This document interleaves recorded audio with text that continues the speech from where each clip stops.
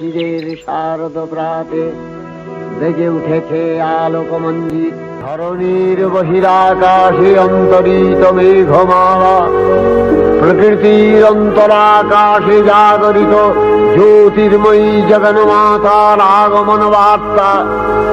আনন্দময়ী মহামায়ার পদধ্বনি অসীম ছন্দে বেজে উঠে রূপলোক ও রসলোকে আনে নবভাব মাধুরীর সঞ্জীবন।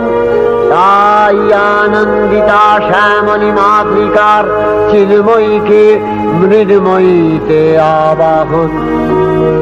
আজ চিৎশক্তি রূপিণী বিশ্বজননীর শারদশ্রী বিমণ্ডিতা প্রতিমা মন্দিরে মন্দিরে ধ্যান বোধিতা।